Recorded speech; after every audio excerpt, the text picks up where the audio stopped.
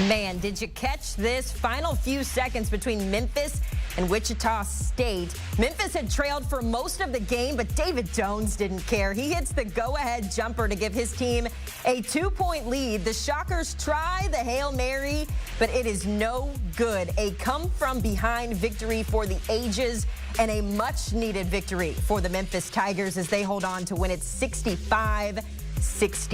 David Jones, by the way, 26 points, 6 boards, 3 assists in this one. Quite the performance from the Tigers.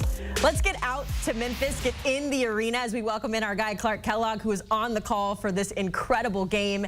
Now, Clark, the conversation ahead of tip-off in this one was that Memphis and Wichita State had terrible Januaries. Memphis, of course, a 4-game losing streak coming into this one. They trailed for, 37 minutes of the game before finally coming back to win. What did you see that changed for Memphis to give them this victory today?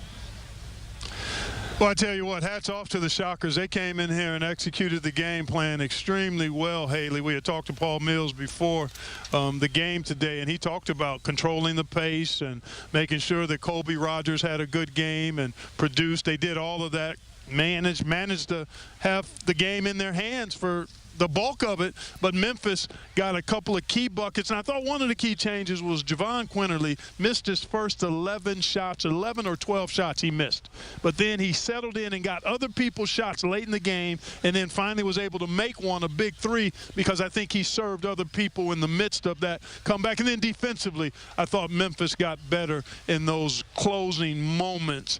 And exhilarating win for them because they were a bit on respirator here today and in light of that 4-game winning streak that they just snapped. Yeah, Javon Quinterly 1 of 13 from the field today, but he made the shot that mattered most behind the arc there. I want to ask you about the player of the game, David Jones. A very good game from him all across the board. What did you see out of his performance today that really stood out to you?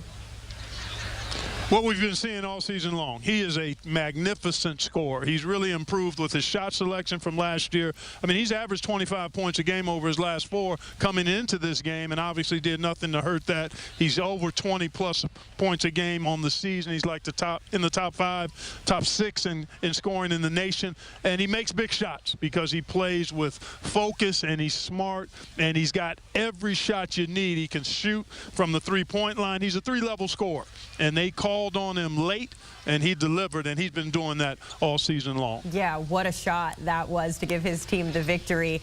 Before we let you go, Clark, I want to ask you about this Memphis team going forward. Obviously, we know that February is a very important month when it comes to March Madness and that tournament seeding. What did this win today sort of do to help them going forward as we get closer to that tournament?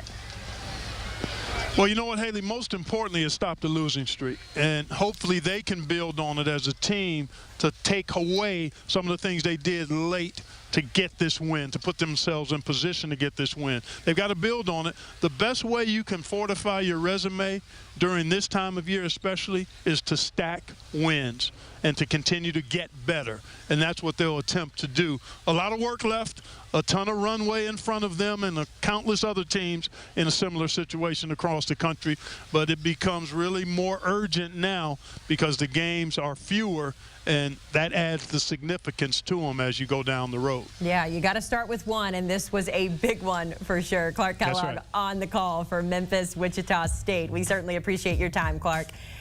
The Eye on College Basketball podcast, guys, is going to be popping after this game today. But you can also tap in and get ready for some of those late games that we've been talking about all afternoon as we preview a historic day in college basketball. Scan that QR code on your screen or listen in wherever you get your podcasts.